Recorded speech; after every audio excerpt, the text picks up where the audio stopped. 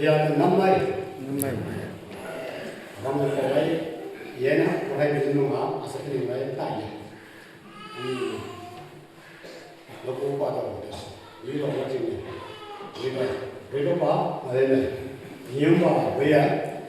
rút qua đâu mà nó cũng qua đâu đây này phải rồi sẵn đâu anh đi ra sống bằng chừng đó nhưng mà như anh có không đây tập rồi họ có thể học được không là nhưng mà đi sống ở Âu rồi họ này nó có thành gì thế này đó mấy năm là họ bóng về nhà mình này là cô họ đến này họ bóng cứ qua lần này nè họ đến lần họ nhưng là hành tâm này xuống sau vấn đề lắc trình này sao họ đến này là cứ mấy năm là quán là gì đó anh ấy một sống mà là giá là giá năng nghiên cứu hoặc là quán là áo là cô thì ban này và là cứ mấy năm này nhưng mà với ta được đấy mà vậy mà hồ sinh tí gì nó là áo là cho nó liền là vậy mà những người mấy năm còn ai những người mấy năm mà phải bên nu điểm đến mạnh tay được không là cao quá nhiều để vang của chúng ta bảo gì hàng cái tôi này có số mà điểm đến để có chỉ có ba có đến bị nặng còn tay thì thấy xuống cho sao có mấy sao lúc người mấy đâu phải chạm những tay nó làm chạm những mấy cũng làm gì để cô ấy cô đứng đây chạm sẽ starting lên nó chạm sẽ lại nó tông chạm vào cô vào đó và để có số là hỏi nó đây ấy thì là cô chỉ có hỏi nó mà ấy mấy cái sai là mấy đầu được cái gì đấy cô đứng người mấy ông nó lên nó cũng gần bị thấy cái không là chạm cô đứng này chạm lúc mình chạm lúc hai cái này anh trả là một cái đi sai thao là một cái gì bóng này là phải nhóc hắn nó tốt thì đó là họ anh đi từng mũi này nó là đặc kỳ đấy mình vào cả đại này họ chân chạy cái này nó là đặc kỳ thắng trong này nó mới nó là nó tên đùa thắng trong này là cái đấy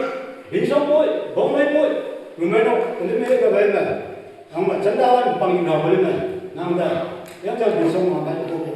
đấy mà hết đấy cái cấp đó cái hội của bà gì nó đau lên này yang trong đi còn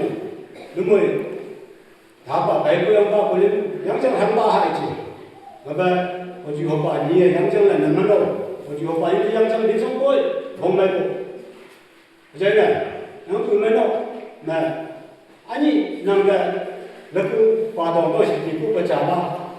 và yang cứ nói đâu mà nằm quản lý số sao đấy quản lý cái tiền này à đi đến sang nó có bà ba đi đến sang xong cái số sai ăn rồi là ăn đấm đó thế này xuống nó là lại biểu cao nó kiếm trong cái tốc của nó sẽ để mà cao nó kiếm tay là không để ini là kapan channel ulang lo kapan mấy anh có cái gì cái ví dụ tôi là ăn đấm đó mình làm đây lên mà tôi mấy nó mình bảo bao nhiêu rồi lên mà năm mấy sáng ra là chừng này rồi mình năm đây đi lộ bên này đi xong mà mình làm cái mua bên chừng cái cái đó nằm ra đó thì chỉ 100 triệu không chừng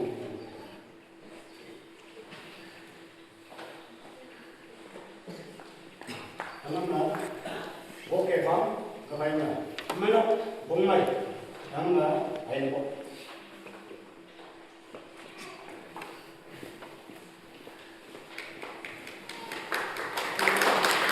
rồi mỗi người cứ bà đấy nó cũng hẳn rồi do sát với số cái số của nó cái sẽ nằm ở bông mày này ăn mà ra bông mày nằm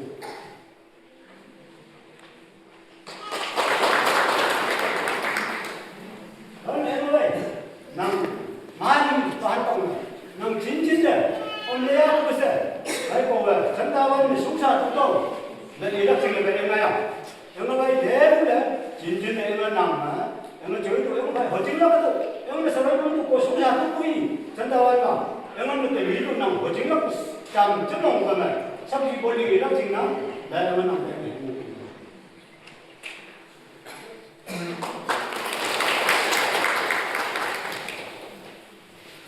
ini lah, hampa kami tak kalau kita helak lah, kalau kita bisa mau lah, kita se helak lah, jadi ulang, mui man tangko lah, gimana? 빵이라 그런 목말과 미소 마마가 아비 생각나 헬라가 진로 양심